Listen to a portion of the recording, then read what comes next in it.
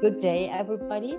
Hope you are doing well in this rather difficult time for us. Nevertheless, it is a very big pleasure for me to join you virtually and try to share with you some of the data we have about ruxolitinib, the treatment generally of patients with primary myelofibrosis, if they are in an early phase.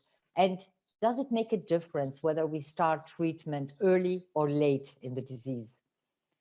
And again, thank you so much for inviting me. So I would like to start with a patient. This is a rather young patient with myelofibrosis, 50 years old. I saw this patient first in January 2016. The patient was complaining from fatigue and night sweating. On clinical examination, he had a palpable spleen, not that big, and his blood counts were not that dramatic. He had a light elevated white blood cell count. He had no blasts in the peripheral blood. His hemoglobin was still normal, and his platelets were actually a little bit above normal. And the further diagnostic workup showed that this patient was a JAK2 mutated patient with primary myelofibrosis. So as you all know, the first thing we do in such a case is to try to assess the prognosis for survival and for transformation to further or advanced disease stages or even AML.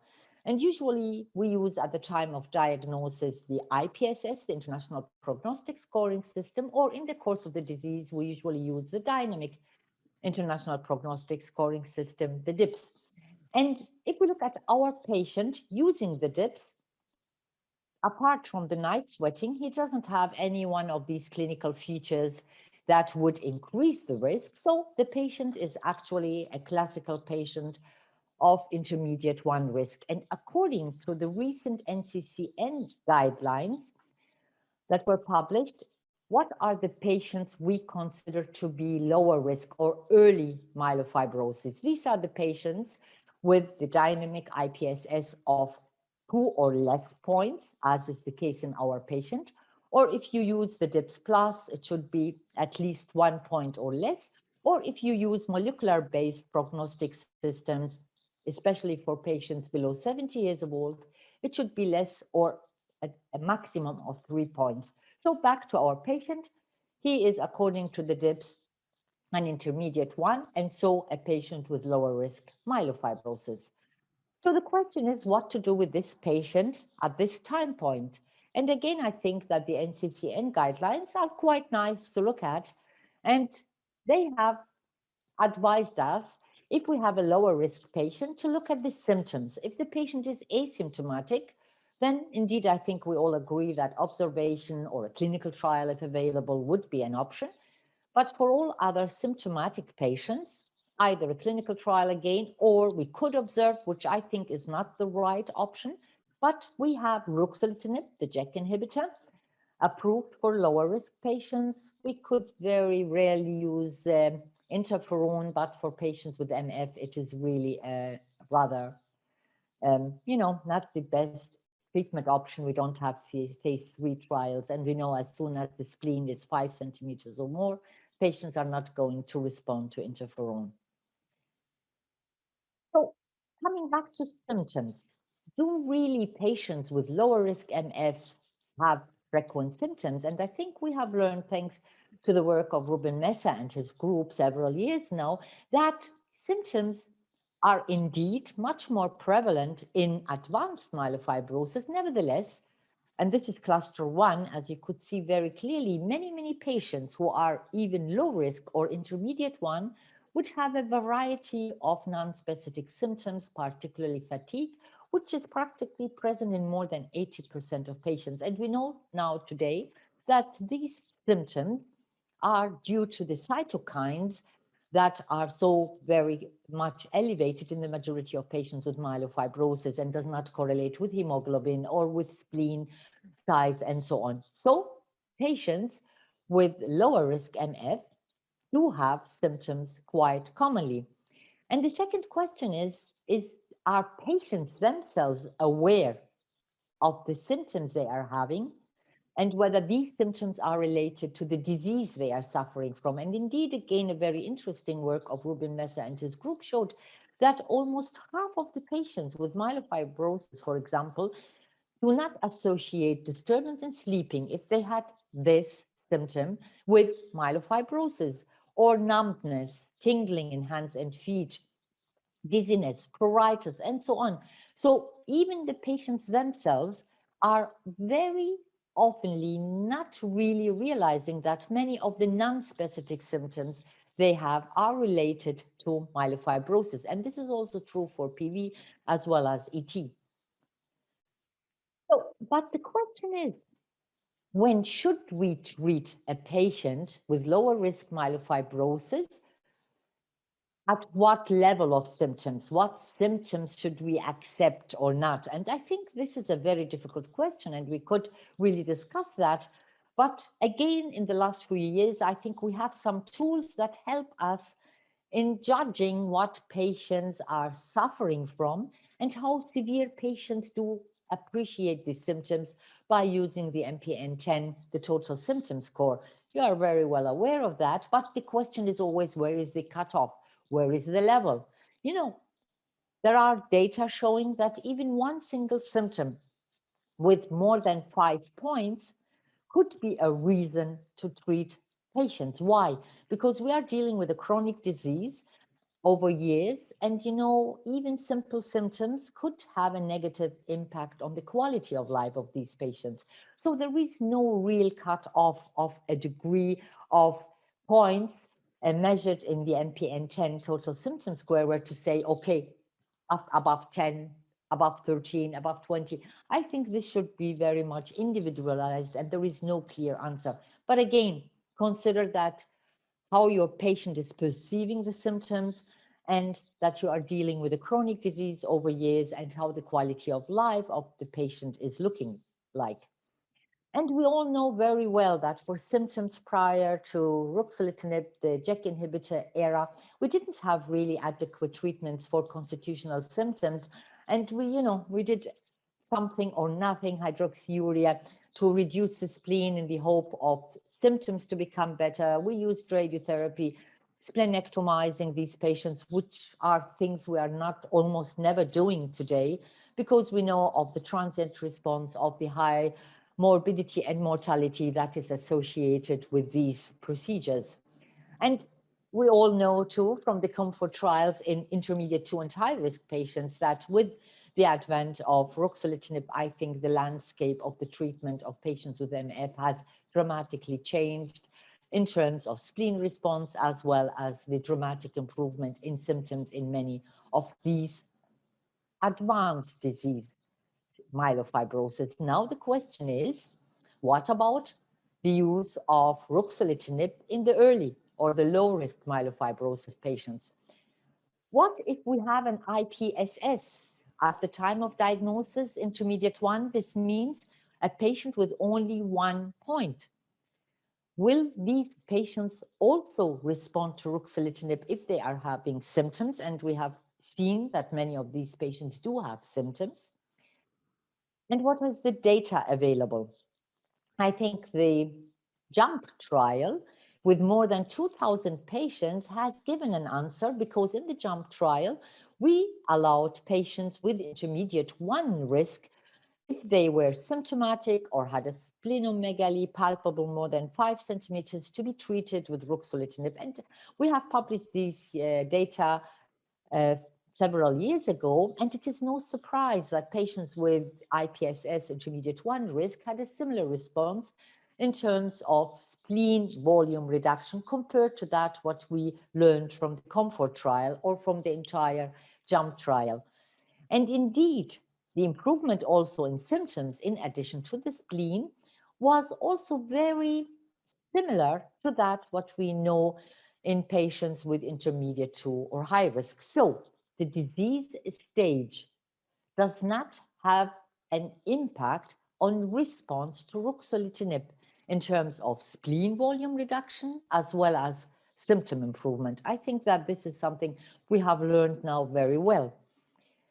But still, there are other questions. What if my patient is DIPS, this times not IPSS, this time the dynamic IPSS intermediate one?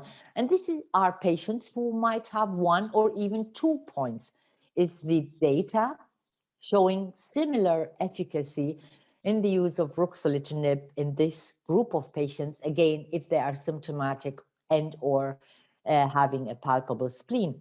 And again, these data were recently published, where we have again looked at patients with the intermediate 1 dynamic IPSS risk category. And it is no surprise, I think, that anemia is only 3% in these early myelofibrosis compared to 100% in the high risk group. And also the transfusion dependency of only 10% is clearly inferior to 60% transfusion dependency in patients with high risk. But if you look at this palpable spleen, you see we have 8 centimeters palpable spleens at baseline in the intermediate 1 group patients, compared to, for example, 7.4 centimeters palpable spleen in the intermediate 2 group. So palpable spleen does not always correlate with the stage of the disease. That means that we do have some patients with early intermediate 1 MF and still having a very big spleen. What about symptoms? Again, I think the numbers of the patients is very high. You could see intermediate 1, there were 835 patients included. And again, their symptoms regarding the whole constitutional symptoms, but also fatigue, was indeed not different in severity from that what you could see or expect in patients with intermediate 2 or high risk. And again, this is what I have emphasized previously, that patients with intermediate 1 disease, although they have early disease in terms of prognosis and survival, they might have really big spleens, they might have a lot of symptoms. And if we look at the response, I have shown you from the jump, but again, these data show this very clearly, that patients, these are the blue bars, with intermediate 1 DIPS do have indeed even a superior response to patients with intermediate 2 or high risk in terms of spleen reduction, as well as symptoms. And if we look again and compare these data to the data we have learned from the COMFORT trials, indeed, again, in the JUMP trial, we had 2/3 of the patients having a spleen response with a reduction of more than 50% in palpable spleen, compared to 1/3 to 40% of the patients with advanced disease in the COMFORT trials. And indeed, we have very nice data, which we have also recently published, that actually patients in early IPSS are more likely to respond to ruxolitinib compared to patients with advanced disease.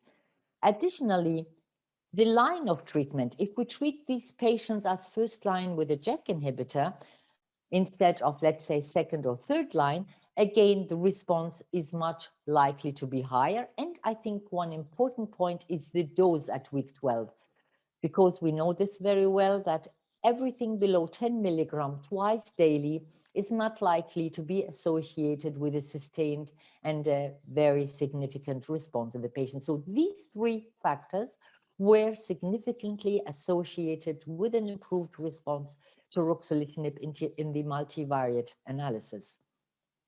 So, okay, if the response in early is quite at least as good as in late MF patients, what about safety? Maybe there are some safety issues. Again, let's look at the data we know very well from the COMFORT trial and compare it to the patients with the intermediate 1 risk patients treated in the JUMP trial or in the ROBUST trial from the United Kingdom. And you see anemia, for example. This is a major issue we have in the advanced stage disease, with almost every second patient getting a grade 3 or 4 anemia. You know very well that these patients do have a lot of MF-related anemia as well. Compared to that, we have only 24.5% of patients with intermediate 1 risk having grade 3 or 4 anemia under ruxolitinib. And I think that this is no surprise. And the question is always, Could we do something with the dosing, irrespective of the patient is early or late, to reduce the degree of anemia, especially if we have MF-related anemia? My answer to this question is yes. We have recently published the data of our very nice REALIZE study, where we used a different approach.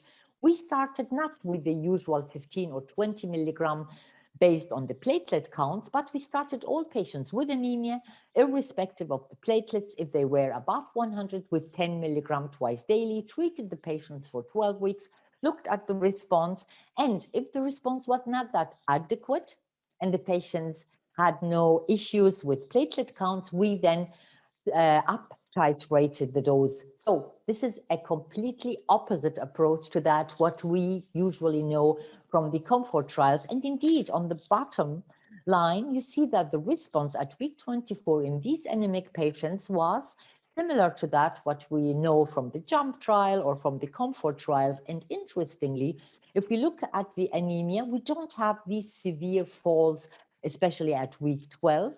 And indeed, some of these patients also have less blood transfusion dependency.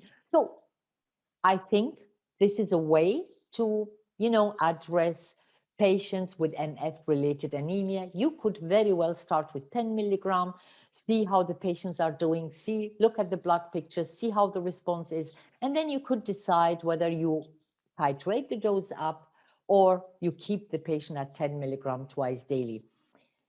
But we always try to avoid going below this dose, as I have shown you, because we know very well that the response does correlate very strongly with a minimal dose of 10 milligram twice daily.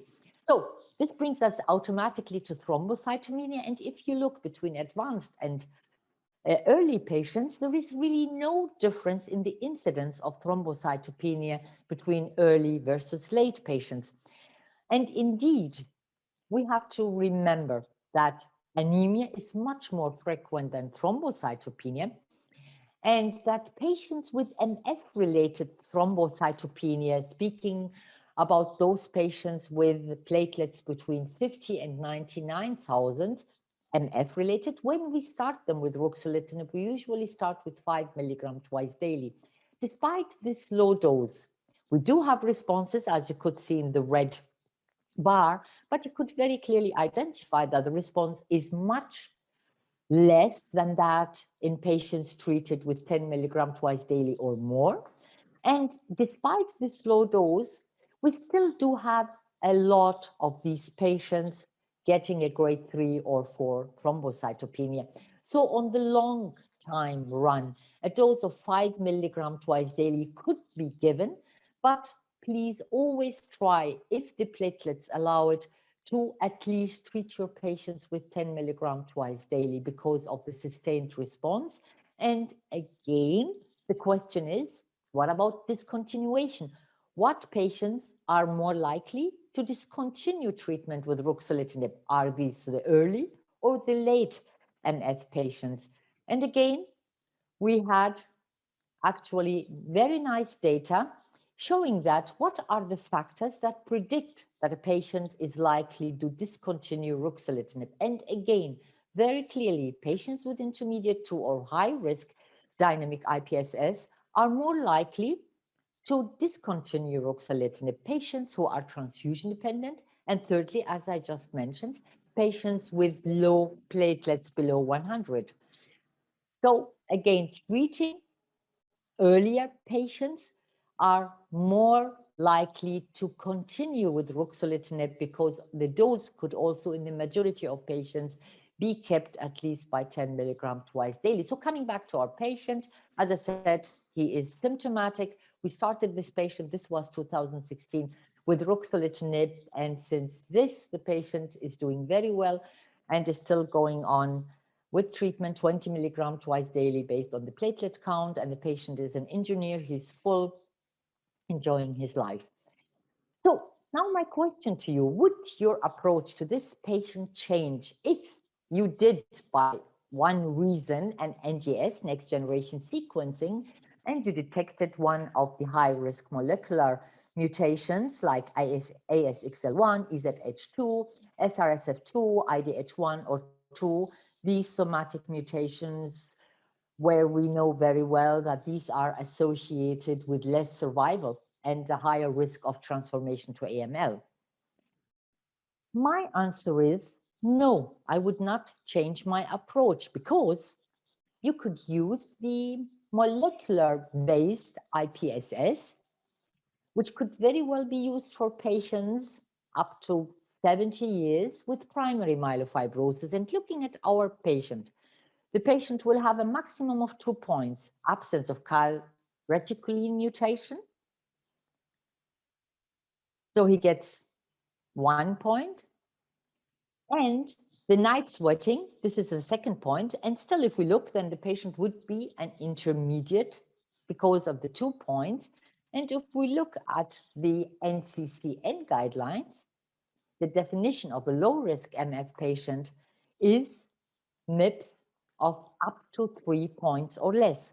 So I personally would not change my approach in this patient. And we know now long-term data for ruxolitinib in patients with myelofibrosis. We know that we do have a survival advantage, particularly in advanced disease. We still don't have data for early MF. And we know very well that we do not have an increased risk of leukemic transformation.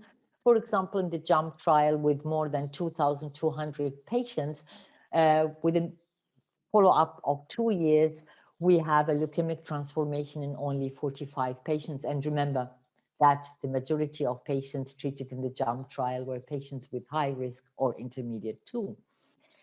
So with this, I would like to come to my first conclusion. I still believe that using the clinical scoring systems, the IPSS at the time of initial diagnosis, or the dynamic IPSS in the course of the disease is very, very helpful. And this is actually what I'm doing every day.